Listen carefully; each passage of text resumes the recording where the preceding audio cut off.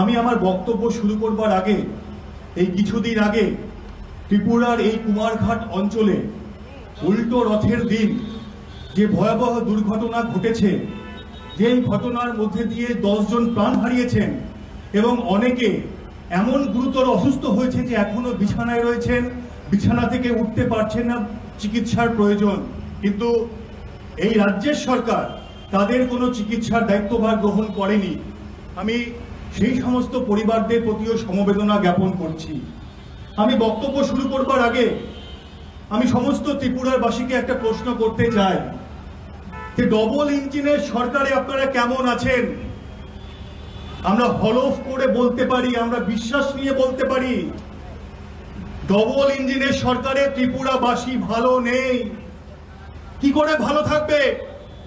কারণ এই বিজেপি তো যে সমস্ত প্রতিশ্রুতি দিয়ে মিথ্যাচার করে শুধুমাত্র ভোট বৈতরণী পার করবার জন্য মানুষের কাছে কথা বলেছিল এবং পরবর্তী ক্ষেত্রে এখানে সরকার তৈরি করেছে, কেন্দ্রের সরকারে আছে, সমস্ত প্রতিশ্রুতি ভুলে গিয়েছে। আপনারা জানেন আজকে আমাদের দেশের এবং ত্রিপুরা রাজ্যের বেকারদের, যুবদের অবস্থাটা ঠিক কোন জায়গায় গিয়ে দাঁড়িয়েছে। প্রতিদিন এই বিজেপি আমলে ত্রিপুরার বুকে, আমাদের দেশের অন্যান্য রাজ্যে বেকার যুবদের যন্ত্রণা প্রতিদিন বাড়ছে, প্রতিদিন বাড়ছে। এই তো গত আগস্ট মাস গিয়েছে, কেন্দ্রের সরকার যারা বলেছিল বছরের 2 কোটি রোজগারের ব্যবস্থা করবে, কাজের ব্যবস্থা করবে, এই 9 বছর হতে চললো সরকারে রয়েছে। কি দেখছেন আপনারা? এই আগস্ট মাসে আমাদের ভারতবর্ষের বুকে বেকারত্বের হার ছিল 7.95%। আর ত্রিপুরার বুকে বেকারত্বের হার কি? ত্রিপুরার বুকে বেকারত্বের হার ছিল 14%-এর বেশি। এই তো ডবল ইঞ্জিন সরকারের উন্নয়ন। আপনারা একবার তাকান আমাদের ভারতবর্ষের দিকে, আরেকটা রাজ্য রয়েছে যে রাজ্যের সরকারেও রয়েছে বিজেপি, হরিয়ানা। বেকারত্বের হার কত? সেখানে বেকারত্বের হার 20%-এর বেশি। তাকান আপনাদের পাশের রাজ্য আসামের দিকে, সেখানেও আসামে বিজেপির সরকার, বেকারত্বের হার কত? সেখানেও বেকারত্বের হার 10%-এর বেশি। আপনারা প্রশ্ন করবেন না? বিজেপিকে প্রশ্ন করবেন না? যারা সে সময় প্রতিশ্রুতি দিয়েছিল, প্রতিশ্রুতি দিয়ে আজকে ত্রিপুরা সরকারে এসেছে, মন্ত্রিত্ব সামলাচ্ছে, তাদেরকে প্রশ্ন করবেন না? প্রশ্ন করবেন না এই কুমারঘাট অঞ্চলের বিজেপি বিধায়ককে যে আপনারা তো প্রতিশ্রুতি দিয়েছেন ত্রিপুরা রাজ্যের বেকার ছেলে মেয়েদের জন্য কি কাজের ব্যবস্থা করেছেন? উত্তর চাইবেন না? এই আমি যখন আগরতলা থেকে আজকে এখানে আসছিলাম তখন দেখছিলাম যে রাস্তায় এখানকার বিজেপি বিধায়কের সব বড় বড় ছবি দিয়ে ফ্লেক্স টাঙানো, হোর্ডিং টাঙানো রয়েছে। কোথাও লেখা আছে কি নমো বিকাশ উৎসব না কি সব লেখা রয়েছে। ওই জন্মদিনের দিন নরেন্দ্র মোদীর, সেখানে নাকি উৎসব হয়েছে। আমরা শুধু ডিওয়াইএফআই এবং টিআইএফ বলতে চাই। নিজের ছবি দিয়ে, প্রধানমন্ত্রী ছবি দিয়ে এত প্রচার করেছেন, একবার শুধু ত্রিপুরার বুকে দাঁড়িয়ে আপনাদের ছবিগুলোকে আরো বড় করে দিন। আমাদের ডিওয়াইএফআই টিওএফ এর কোনো আপত্তি নেই, শুধু পাশে রেখে দিন। সরকারে আসার পর থেকে ত্রিপুরার বুকে বেকার যুবকদের জন্য আপনারা কি করেছেন? আপনারাই তো প্রতিশ্রুতি দিয়েছিলেন মিস কলেজ, আপনারাই তো প্রতিশ্রুতি দিয়েছিলেন মিস কলেজ চাকরি হবে, ঘরে ঘরে রোজগার, প্রথম বছরে 50,000-এ নাকি নিয়োগ হয়ে যাবে। কিন্তু আজকে ত্রিপুরার অবস্থা কি? জিআরবেটি তৈরি করলেন, পরীক্ষা হলো 2 বছর আগে, পরীক্ষার রেজাল্ট বের হলো 2 বছর পরে। যে সমস্ত শূন্য পদ রয়েছে, সমস্ত শূন্য পদের জন্য প্রার্থীদের তালিকা আপনারা ঘোষণা করলেন না। মাত্র 1980 জনের নাম ঘোষণা হয়েছে। বাকি যে সমস্ত শূন্য পদ আছে, কেন সেখানে নিয়োগ হবে না? কোন উত্তর হচ্ছে আপনারা দিতে পারছেন না। শুধু ত্রিপুরার বুকে নয়, সারা দেশে আমাদের এই বেকারত্বের চিত্রটা কি? মনে করে দেখুন 2014 সালের আগে, লোকসভা নির্বাচনের আগে যেখানে বিজেপি যা মিটিং করেছে, নরেন্দ্র মোদী থেকে ধরে বিজেপির তাবর নেতারা, তারা বলেছিল একবার শুধু সরকারে আসি, ভারতবর্ষের বুকে বছরে 2 কোটি কাজের ব্যবস্থা করে দেব। আর আজকে একবার তাকিয়ে দেখুন, সরকার চালাচ্ছে কেন্দ্রে, 2টো টার্ম হতে চললো বিজেপি। পরিসংখ্যান কি বলছে? বলতে শুধুমাত্র কেন্দ্রের সরকারের দপ্তরগুলোতে এবং কেন্দ্রের সরকারের অধীনস্থ যে সমস্ত সরকারি প্রতিষ্ঠানগুলো রয়েছে, সেখানে এই মুহূর্তে ভারতবর্ষের বুকে কত শূন্য পদ রয়েছে? শূন্য পদ রয়েছে 30 লক্ষ শূন্য পদ। আর আমাদের ভারতবর্ষে যে গোটা রাজ্যে রাজ্য সরকারগুলো পরিচালিত হয় সেখানে কত শূন্য পদ রয়েছে? সেখানেও শূন্য পদ রয়েছে 30 লক্ষ। তার মানে কেন্দ্রের সরকারি দপ্তরে এবং রাজ্যের সরকারি দপ্তরে প্রায় 60 লক্ষ হচ্ছে শূন্য পদ রয়েছে। কেন এই শূন্য পদে নিয়োগ হবে না? প্রশ্ন করবেন না বিজেপিকে, প্রশ্ন করবেন না আপনাদের রাজ্যের মুখ্যমন্ত্রী মানিক সাহাকে, প্রশ্ন করতে হবে। আর আমরা প্রশ্ন করতে চাই, উত্তর আপনাদেরকে দিতেই হবে। তাই তো আজকে আমরা রাস্তায় নেমেছি। এই প্রখর সূর্যের তেজ, অনেক আক্রমণ আমাদের ওপরে হয়েছে, তারপরেও দেখুন আমাদের নেতৃত্বে আজকে ত্রিপুরার সাধারণ যুবরা, সাধারণ মানুষরা জবাব চাইতে এই কুমারঘাটে এসে উপস্থিত হয়েছে। জবাব আপনাদেরকে দিতেই হবে, আপনারা পালিয়ে যেতে পারবেন না। আজকে কুমারঘাটে এখানে আমরা সমাবেশ করছি, প্রয়োজন হলে পরবর্তী ক্ষেত্রে আমরা সরকারি দপ্তরগুলো, মন্ত্রী দপ্তরগুলো গিয়ে আমরা ঘেরাও করব। কয়েক ঘন্টার ঘেরাও নয়, প্রয়োজন পড়লে আমরা সারা দিন বসে থাকবো, 2 দিন বসে থাকবো, 3 দিন বসে থাকবো, 7 দিন বসে থাকবো। আপনাদেরকে উত্তর দিতেই হবে। আমরা বলছি, যারা মিস কলে চাকরি প্রতিশ্রুতি দেন, যারা বছরে 2 কোটি রোজগারের কাজের কথা বলেন, তারা কেন ওই কেন্দ্রের সরকারের 30 লক্ষ শূন্য পদে নিয়োগ করতে পারছেন না? নিয়োগ ওরা করবেন না। শুধুমাত্র ভোটের প্রয়োজন ছিল। আমাদের ভারতবর্ষের যুবদের স্বপ্ন দেখিয়ে সে ভোটের বৈতরণী পার করতে হতো। ভোটে জিতে গিয়েছি, প্রতিশ্রুতি আর এরা রক্ষা করবে না। আপনারা জানেন যে আমাদের ভারতবর্ষে যে সমস্ত সরকারি দপ্তর রয়েছে তার মধ্যে সবথেকে যে বড় দপ্তর, যেখানে সবথেকে বেশি কর্মী নিয়োগ করা যায়, যেখানে সবথেকে বেশি কর্মীরা কাজ করে, সেই দপ্তরের নাম হচ্ছে রেল দপ্তর। রেল দপ্তরে আমরা কি দেখছি?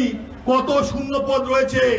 আর নরেন্দ্র মোদী ক্ষমতায় আসার পরে তিনি পরিকল্পনা গ্রহণ করেছেন, সিদ্ধান্ত গ্রহণ করেছেন মন্ত্রিসভার বৈঠকে বসে যে রেলের ওই সমস্ত দপ্তরে শূন্য পদে আর কোনোদিন কোনো নিয়োগ হবে না। ওই সমস্ত শূন্য পদকে এরা অবলুপ্ত ঘোষণা করেছে। এটা তো শুধুমাত্র একটা দপ্তরের কথা বলছি। বিএসএনএল এর অবস্থা কি হয়েছে আপনারা জানেন। বিএসএনএল কে উন্নত করা যাবে না। আমাদের ভারতবর্ষে আপনারা জানেন যে সমস্ত মোবাইল আমরা ব্যবহার করি, যে ইন্টারনেট আমরা ব্যবহার করি, এর জন্য শুধুমাত্র হাতে স্মার্ট মোবাইল থাকলে হয় না। এর জন্য প্রয়োজন হচ্ছে ওই যে আমাদের মহাকাশে বিভিন্ন উপগ্রহ রয়েছে, যার মধ্যে দিয়ে তরঙ্গগুলো আদান প্রদান হয়, সেই সমস্ত উপগ্রহেরও সহযোগিতা প্রয়োজন হয়। যে সমস্ত উপগ্রহ রয়েছে সমস্তটার হচ্ছে মালিকানা আমাদের ভারতবর্ষের সরকারের হাতে রয়েছে। তারপরে দাঁড়িয়েও শুধুমাত্র সরকারি দপ্তরকে শেষ করতে হবে, বেসরকারীকরণ তুলে দিতে হবে। তারা টাকা ইনকাম করবে আর নির্বাচনী বন্ডের নামে বিজেপির ফান্ডে হাজার হাজার কোটি টাকা দেবে।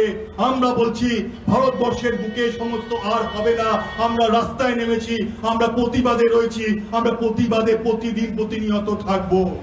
এই যে আজকে আমরা ত্রিপুরার বুকে এখানে সভা করছি, উত্তর পূর্ব ভারতের একটা গুরুত্বপূর্ণ রাজ্য হচ্ছে আমাদের এই সকলের প্রিয় ত্রিপুরা। এই ত্রিপুরাতে বিজেপি সরকারের ক্ষমতায় এসেছে, আসামে সরকার রয়েছে, অন্যান্য 2-1 জায়গায় মণিপুর সহ সেখানে অসৎ উপায় হচ্ছে তারা সরকারের ক্ষমতায় রয়েছে। আপনারা বলুন তো এই উত্তর পূর্ব ভারতের জন্য বিজেপি কি কি করেছে প্রশ্ন করুন, দেখবেন তাদের কাছে কোনো উত্তর হচ্ছে আপনারা পারবেন না। এই যে ত্রিপুরা রাজ্য, এই ত্রিপুরা রাজ্যে ট্রাইবাল মানুষের জনসংখ্যার শতকরা কত? 2011 সালে যে জনগণনা হয়েছিল সেখানে দেখা যাচ্ছে ত্রিপুরাতে উপজাতি আদিবাসী মানুষের সংখ্যা হচ্ছে শতকরা 31.8%, প্রায় 32%। প্রতি 100 জনে 32 জন মানুষ এখানে উপজাতি আদিবাসী মানুষ রয়েছে। আমাদের ভারতবর্ষে এরকম 4টা রাজ্য রয়েছে যেখানে শতকরা হিসেবে 50% বেশি আদিবাসী উপজাতি মানুষ বসবাস করে। 4টে রাজ্যই হচ্ছে এই উত্তর পূর্ব ভারতের রাজ্য। অরুণাচল প্রদেশ, মেঘালয়, মিজোরাম, মণিপুর জনসংখ্যার 50% বেশি উপজাতি জনজাতি। কি করেছেন আপনারা বিজেপি? উত্তর আমরা চাইবো না।